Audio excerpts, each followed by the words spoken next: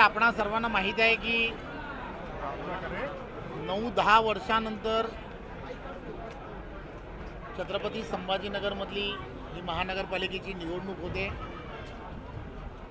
ही निवडणूक नामकरण जे इथल्या असणाऱ्या जनतेच्या मनामध्ये होतं। छत्रपती संभाजीनगर हे नाव या शहराला असावं असं नेहमीच वाटत होतं। त्यामुळे हे नामकरण झाल्यानंतर झालेली ही पहिली निवडणूक आहे।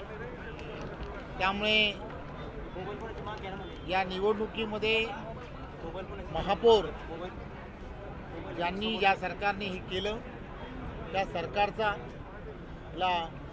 त्याला त्याचं क्रेडिट मिळावं या दृष्टिकोनातून आपण भारतीय जनता पार्टीच्या प्रत्येक कार्यकर्त्यांनी सामान्य जनतेपर्यंत गेलं पाहिजे असं आम्ही आज इथे कार्यकर्त्यांना सांगण्याचा प्रयत्न केला। खरं तर त्यांच्या मुलाखती होणार आहेत। देवेंद्रजींच्या मुलाखती किंवा देवेंद्रजी प्रत्यक्षात काय काम करतात, डेव्हलपमेंटबद्दलच महाराष्ट्राला ट्रिलियन इकॉनॉमीपर्यंत कसं घेऊन जाता येईल या संदर्भात त्यांचा नेहमीच आग्रह असतो आणि त्या दिशेने ते काम करतात।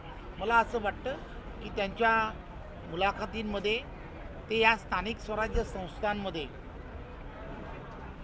कशा पद्धतीने पुढे जाणार आहेत या संदर्भामध्ये ते त्यांच्या मुलाखतीमध्ये सांगतील। तुम्ही काल लातूरमध्ये जे वक्तव्य केलं विलासराव देशमुख यांच्याविषयी त्यावर अजूनही ठाम आहात का आणि त्यावरती कडाडून या ठिकाणी काँग्रेसकडनं विरोध केला जातो?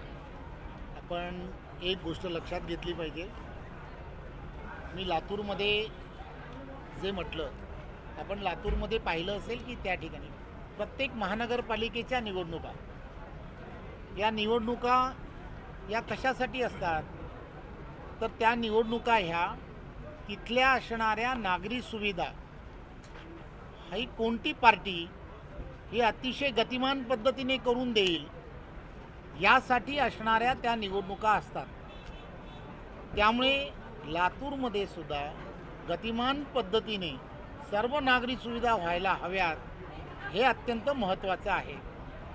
मी विलासरावांचा जरासुद्धा कोणत्याही गोष्टीमध्ये त्यांच्यावरती टीका टिप्पणी काही केली नाही, परंतु त्या ठिकाणी ज्या वेळेला मी पाहिलं तिथला असणारा काँग्रेसचा अजेंडा काय तर विलासरावांच्या असणाऱ्या पूर्णच्या पूर्ण विलासराव फार मोठे नेते होते, मुख्यमंत्री म्हणून त्यांनी काम केलं आहे, परंतु त्यांनी त्यांच्याच बाबतीमध्ये म्हणजे त्यांनाच घेऊन आपण मतदान करावं, विलासरावांना घेऊन मतदान करावं, विलासराव यांनाच फोकस करून काँग्रेस तिथे मतदान मागताय।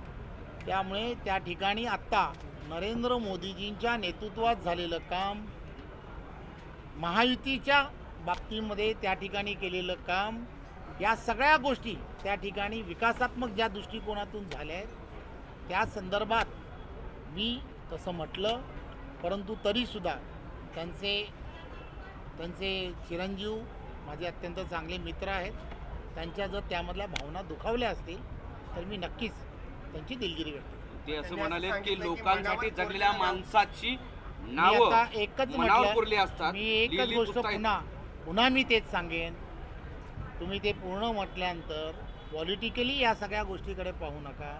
माझी पुन्हा तेच विनंती आहे, त्यांच्या चिरंजीवांना तेच सांगण्याचा मी प्रयत्न करेन, जर त्यांच्या भावना दुखावल्या असतील तर मी त्यांची दिलगिरी व्यक्त पण ती लातूरकरांची दिलगिरी व्यक्त करता पुढचा प्रश्न लातूरकरांची दिलगिरी व्यक्त करता की चिरंजीवांची?